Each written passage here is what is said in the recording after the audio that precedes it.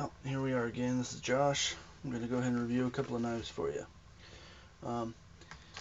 We got two American brand named knives. One is a Smith & Wesson, which is actually made by Taylor LLC, which is in turn made in China. But hey, it's an American sounding name. And then we've got a Gerber mini Paraframe. When they say mini, they're not kidding. This thing is the size of a small pocket knife. Okay. Well, being as I got this one in my hand, we'll start with this one. It was advertised to me as a all steel knife. The minute I got it, I knew it wasn't steel. I thought it was some kind of really crappy titanium, but it's actually aluminum, according to the handy dandy piece of cardboard that's the only thing that comes with the knife inside of the blister packing. Except for a little tiny piece of plastic over the end of the blade so you don't get maimed when you try to open it. Anyways, they claim that they open smooth, they open easily, and that it's a small, smart design. One, they don't open easily. In fact, if you have hands my size, they don't open at all without two hands. That's very poor design, but whatever. So we got it open. It is a frame lock, which basically is a liner lock without a frame. This piece of aluminum is the lock, and it is the handle. Yeah, that's a great idea. Not really. Luckily, the knife is so small you couldn't possibly put much of any leverage on it, so you shouldn't be able to hurt yourself too badly. Don't like that. And apparently people have had them break on them before. Mostly because when you harden aluminum, it becomes brittle. The Beretta handgun is a great example of that. The old versions of High Points, I believe, were also a hardened aluminum. It's not a very smart idea, but whatever. It has a surgical stainless steel blade. I don't recall where surgical comes in, but they seem to think it's the cat's meow. This knife is incredibly small and light. It weighs in at 1.41 ounces. Again, it was advertised to me as 1.2 ounces, but it weighs 1.4. So it's heavier and of a lesser material than was advertised to me. If you've seen any of my other reviews of knives, you know that I'm not particularly fond of this design, and this is not a very good usage of it. The only advantage it has over some of them is aluminum is better than plastic, like cheapo plastic. The clip is probably the strongest part of the knife, leastways it's the hardest metal. It's very thick. The blade is actually quite thick too. Not really sure why any of this is, and it's not especially sharp. I mean, it's sharp enough, but as far as pocket knives come, it's maybe a tenth as sharp as a Benchmade knife, and it's about, I think, a half or a third as sharp as the Smith & Wesson we're going to review next. If you saw my thing on Amazon, I already reviewed this as a 3 out of 5 knife, and that's what it is. It's a 3 out of 5. If you're a girl or you have very small hands, it might be okay. It's way too small for me. It actually, I mean, it's plenty of a cutting edge for the blade, even though half of its waste is a serration, which is one-sided. But it's an okay sized blade. It's just the knife is too small, and it doesn't fit properly, and it doesn't have a thumb stud, and you can't open it without two hands. So it has no tactical application at all. It's a pocket knife with a clip. 3 out of 5.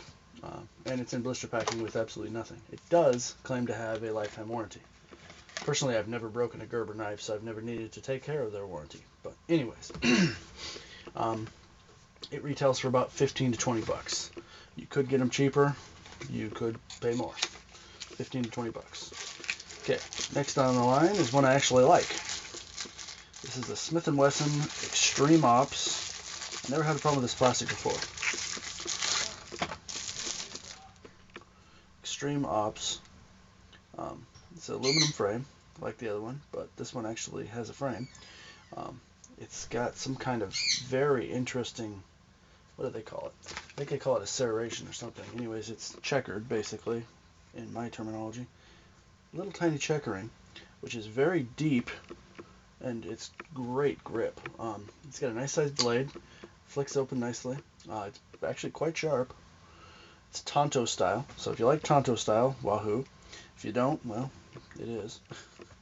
It's got a two-sided blade, but of course the serrations are only one-sided, and the serrations on this are actually sharpened.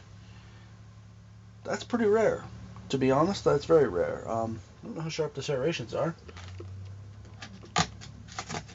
Quite. So, that brings it up to, so far, a 4.5 out of 5. It actually has sharpened serrations. I don't think I have a single knife with sharpened serrations other than this one. I wouldn't carry this, unfortunately, because it's Tonto style. But, and I already have that area taken care of anyway. It's liner lock, which is a tried and true design. Without a whole lot of extra force, it goes into engagement and it has a very strong lock. It might be too strong.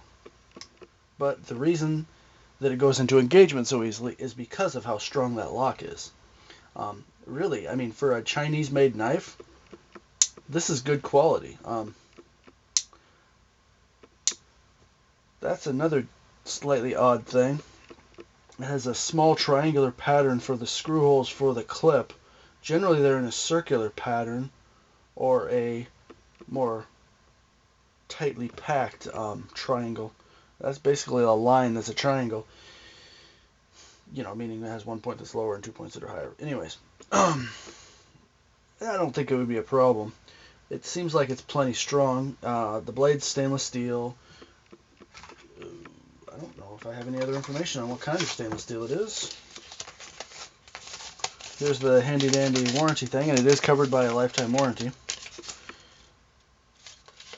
And in several languages even. Wahoo. If you can't speak English or read English, then you're covered. It looks like probably English, Spanish, and French, I would guess, so they can sell to the Canadians. Garantie de la pura limitado. I think that's Spanish. Anyways. Comes in a box, which is pretty much the way knives generally come. And it comes in this handy dandy little cellophane. I don't know what purpose that serves other than the aluminum and the box don't wear on each other. It is pillar pin design.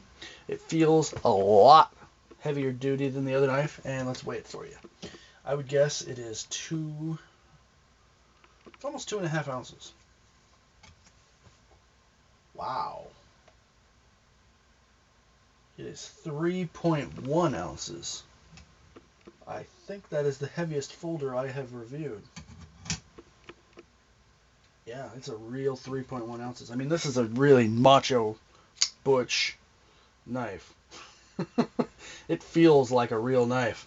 It actually has decent handleability, and with this weird, I think they call it scalloped. That's what they call it.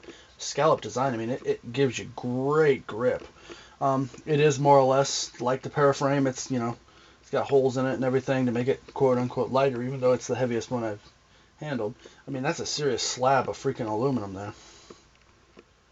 And then it has, I believe, a stainless steel liner.